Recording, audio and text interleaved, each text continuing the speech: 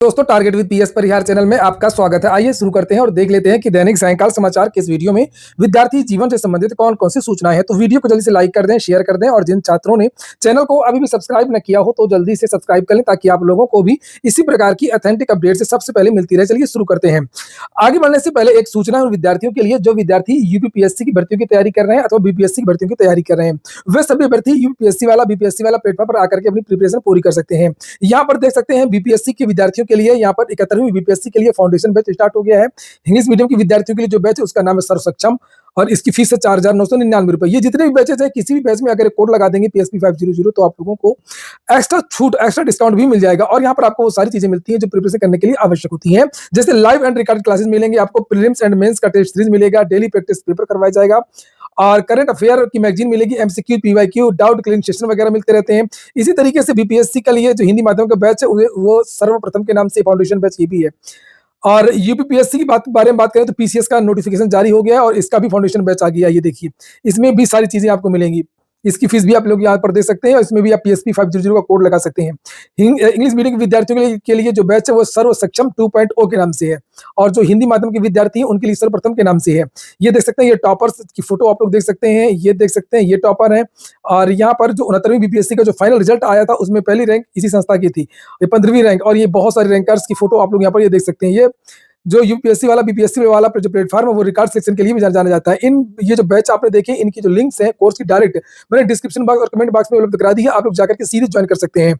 चलिए शुरू करते हैं। सुबह मैंने एक वीडियो बनाया था क्योंकि बहुत सारी जो बातें वो वायरल हो रही थी और मैंने आप लोगों को जानकारी दी थी कि अभी मेरी कुछ दिन पहले बातचीत हुई थी सूत्रों से, तो जानकारी ये मिली थी कि परिणाम लगभग बनकर के तैयार है, अगर मीटिंग हो जाएगी तो 1 या 2 दिन में परिणाम जारी हो जाएगा। लेकिन कुछ अभी मैंने आज शाम को जब मेरी बातचीत हुई तो जानकारी मिली रिजल्ट में अभी देरी लगेगी। रिजल्ट में कुछ चीजें आ गई हैं, कुछ अड़चन है जिसकी वजह से अभी रिजल्ट में देरी लगेगी। रिजल्ट रुक गया है आप लोगों का और इस रिजल्ट में अभी कम से कम 8-10 दिन या हो सकता है बीच में, चूंकि छुट्टियां भी हैं। एक बड़ा स्नान है प्रयागराज में, कुंभ का महाशिवरात्रि वाला स्नान है, तो अगर इसका कुछ प्रभाव हुआ तो हो सकता है कि आपका जो रिजल्ट है वो मार्च तक भी जा सकता है। तो कुल मिलाकर के अभी देरी लगेगी, या तो एक बार संभावना बन सकती है कि अगले सप्ताह के लास्ट में शुक्रवार या शनिवार को थोड़ा सा संभावना बनेगी और अगर तब रिजल्ट नहीं आया लास्ट में तो फिर आपका चला जाएगा वो मार्च। तो कुल मिलाकर के ये इंतजार है, पता नहीं क्यों यूपीपीएससी इतना देरी कर रहा है। मेंस भी जून को होना है। अगली जो सूचना है वो है रेलवे की। रेलवे से एक शिक्षक भर्ती का विज्ञापन निकला था जिसमें टीजीटी, पीजीटी, पीआरटी और भी बहुत सारे पद थे। तो उसकी जो लास्ट डेट थी वो तीसरी बार बढ़ा दी गई है, 16 से 21 और अब 28 तारीख कर दी गई है। ये आप लोग यहाँ पर ये देख सकते हैं। पेमेंट की डेट 1 तारीख कर दी गई है और करेक्शन वगैरह की डेट अलग से बता दी गई है, आप लोग देख सकते हैं।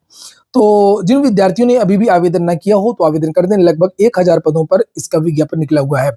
साथ में इसमें एक संशोधन भी है, आप लोग इसमें बदलाव भी देख सकते हैं। क्वालिफिकेशन लाइब्रेरियन की भी एक भर्ती आई थी इसमें, इसको लेकर के भी मैंने आप लोगों को जानकारी दी थी कि bachelor of library science 4 years course अथवा graduate with professional qualification of diploma in librarianship, तो इसको बदल दिया गया है। अब इसकी योग्यता ये हो गई है bachelor of library science 4 years अथवा graduation with 1 year professional qualification of diploma या डिग्री इन लाइब्रेरियनशिप और इक्विवेलेंट समकक्ष भी कर दिया गया है। कुछ चीजें इसमें और ऐड कर दी गई हैं और हो सकता है कि ये जो बदलाव किया गया योग्यता को लेकर के इसी वजह से यहाँ पर ये डेट एक्सटेंड कर दी गई हो कि जो विद्यार्थी आवेदन न कर पाए ये योग्यता वाले वो विद्यार्थी भी आवेदन कर लें। अगली सूचना है बोर्ड एग्जाम की। लिखा हुआ यहाँ पर कि महाकुंभ के कारण प्रयागराज में बोर्ड की परीक्षा रद्द। 24 तारीख को जो परीक्षा होनी है वो स्थगित कर दी गई है। यहाँ पर ये देख सकते हैं उसकी नई तारीख भी घोषित कर दी गई है। भाई प्रयागराज में इस समय इतनी भीड़ है और हर दिन ऐसे लगता है कि मौनी अमावस्या है या बसंत पंचमी है। जैसे अमृत स्नान का जो दिन होता है, पहले शाही स्नान जिसको कहते थे, उसी तरीके की भीड़ लगातार पूरे प्रयागराज में। ये देख सकते हैं आप लोग, ये आज की तस्वीरें। पहले मैं आपको थोड़ा सा दिखा देता हूँ। तो जैसे कि मैंने आप लोगों को बताया कि आज भी लोग उसी तरीके से आ रहे हैं जैसे कोई अमृत स्नान हो। देख सकते हैं आप लोग किस तरीके से आ रहे हैं, किसी गाड़ी में बैठ कर के, किसी तरह तरह की गाड़ियों में, इनको क्या बताऊँ किस तरीके की गाड़ियाँ हैं।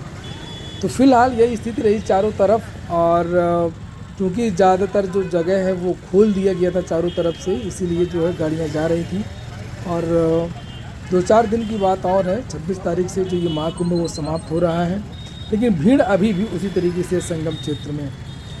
तो आप लोगों ने कितनी भीड़ है? तो फिलहाल इसी वजह से यहाँ पर ये लिखा हुआ है सोमवार 24 फरवरी 8:30 से 11:45 और सेकंड मीटिंग वाला भी सैन्य विज्ञान था। ये फर्स्ट मीटिंग, सेकंड मीटिंग ये इंटरमीडिएट का और ये हाई स्कूल का। अब ये जो परीक्षा वो 9 तारीख को होगी, तो विद्यार्थी उसी तरीके से करें। और आज भी कोई एग्जाम था एसएससी जीडी का और उसमें बहुत सारे विद्यार्थी फंस गए और विद्यार्थियों ने कैमरे में आने से मना कर दिया, बताने से मना किया। मैंने उनसे कहा कि आप लोग अपनी बात रखिए, तो उन्होंने मना कर दिया। फाफा में सेंटर था और वो जाम की वजह से नहीं पहुंच पाए। अगली जो सूचना है वो शिक्षा मंत्री के एक बयान की है। लिखित जवाब दिया गया शिक्षा मंत्री के द्वारा, जब विधान परिषद में पूछा गया है कि क्या शिक्षण कार्य कर रहे शिक्षा मित्र जो है वो किस श्रेणी में आते हैं, तो शिक्षा मंत्री के द्वारा कहा गया कि शिक्षा मित्र जो मानदेय आधारित संविदा कर्मी है, यानी कि वो शिक्षक नहीं है। लेकिन जब अनुपात समानुपात की बात आती है तब वो इनको शिक्षक मानते हैं। कि जब उनसे पूछा जाता है कि प्रदेश में कितने प्राथमिक शिक्षक हैं, तो उसकी भी गणना कर दी जाती है। तो इसको लेकर के विद्यार्थी ट्रोल कर रहे हैं। वहीं पर आज शिक्षा मित्रों को लेकर के 2 टूक ये भी कह दिया कि हम इनका जो वेतन है अभी नहीं बढ़ा रहे हैं। भाई साहब इतने मतलब मुंहफट, मतलब बिल्कुल साफ-साफ बोलने वाले आदमी मैंने इस तरीके का मंत्री पद पर नहीं देखा है। सतीश चंद्र द्विवेदी थे जिनको विद्यार्थियों ने हरा दिया, बाहर कर दिया। ये वो इतना खराब नहीं बोलते थे, मतलब 2 टूक नहीं बोलते थे, साफ-साफ घुमा फिरा करके बोलते थे कि भाई पैसा देना पड़ेगा, वेतन देना पड़ेगा, प्रक्रिया होती है और जब पद रिक्त होंगे, जब मामला अभी कोर्ट का जब समाप्त हो जाएगा तो फिर हम भर्ती करेंगे रिक्त पदों पर, ये वो कहते थे इस तरीके से। लेकिन ये तो एकदम से धड़ाम, चाहे किसी को हार्ट अटैक आ जाए जैसे कई बार हम जब भी विधानसभा का सत्र चलता है हमेशा शिक्षक भर्ती के बारे में पूछा जाता है। अनुपात समानुपात हमारा समान है, हम कोई भी भर्ती नहीं करने वाले हैं, ऐसे वो उन्होंने कई बार कहा, शिक्षा मंत्री संदीप सिंह ने। अब देखिए जब उनसे पूछा गया कि क्या आप मानदेय बढ़ाने का कोई आपने निर्णय लिया है? जी नहीं। आधे शिक्षक मित्र तो खाना नहीं खाएंगे आज। क्या दिनांक 1 दिसंबर 2024 से दिनांक 31 जनवरी 2025 के मध्य शिक्षा मित्रों का मानदेय बढ़ाए जाने का कोई निर्णय लिया गया? पेपर में कई बार आया था ना कि शिक्षा मित्रों का वेतन बढ़ाया जाएगा, सरकार निर्णय। जी नहीं, साफ-साफ। क्या कोई मानदेय बढ़ाए जाने का सरकार के पास वर्तमान में अधिकार है? कहते हाँ, हमारे पास अधिकार है, नहीं बढ़ाएंगे। ऐसे भाई क्या कहा जाए, किसी को अटैक आ जाएगा इस तरीके से नहीं बोला जाता है इतने बड़े पद में रहते हुए। क्या समान कार्य समान वेतन दी जाने की कोई नीति है? जी हाँ, किंतु शर्त यह है कि पद की परिस्थिति समान हो, नियुक्ति की प्रक्रिया अर्हताएं समान हो, कार्य का दायित्व समान हो तो समान वेतन मिलेगा। शिक्षा मित्र थोड़ी उनकी तरीके की योग्यता रखते हैं, उनकी तरह का कार्य का दायित्व रहता है। नीचे लिखा है कि यहाँ पर एक और प्रश्न है लास्ट में, यदि नहीं तो क्या बेसिक शिक्षा विभाग में समान कार्य समान वेतन दिए जाने का कोई नीति विचार करेगी? प्रश्न ही नहीं उठता है। यदि नहीं तो क्यों? अरे कहा ना प्रश्न नहीं उठता। भाई छोड़िए, एक खबर देखिए। एक एसडीएम थी झारखंड को जिन्होंने टॉप किया था, नाम था शालिनी विजय और उसकी माँ, भाई मतलब शालिनी विजय, उसकी माँ और भाई ने किया सुसाइड। मतलब एसडीएम बन जाते हैं लोग, डीएम बन जाते हैं लोग, बड़े अधिकारी बन जाते हैं, फिर बच्चों को मोटिवेट करते हैं, विद्यार्थियों को, कई लोगों को कि बेटा ऐसे पढ़ाई करो, वो करो, मैंने ये किया और आप लोग भी करो, और खुद ही डिप्रेशन में।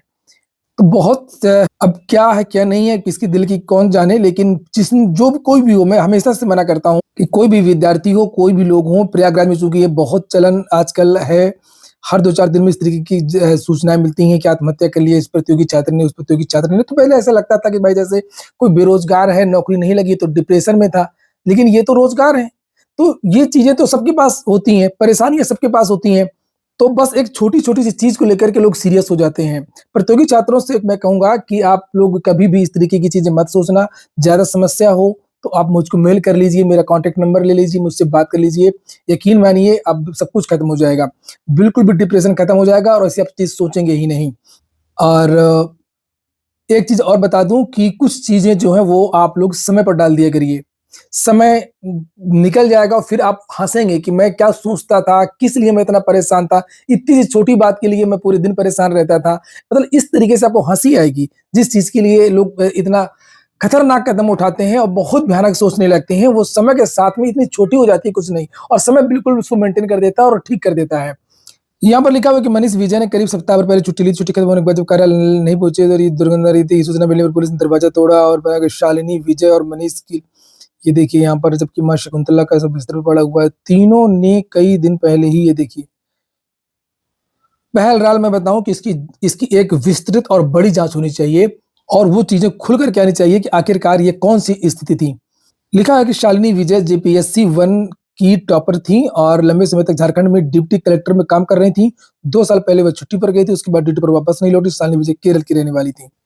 तो ठीक है दोस्तों, फिलहाल ये हो गया आज का वीडियो। वीडियो आपको अच्छा लगा हो, काम का तो लाइक अवश्य कर दें। जिन छात्रों ने चैनल को सब्सक्राइब न किया हो, सब्सक्राइब कर लें। पूरा वीडियो सुनने के लिए बहुत बहुत धन्यवाद।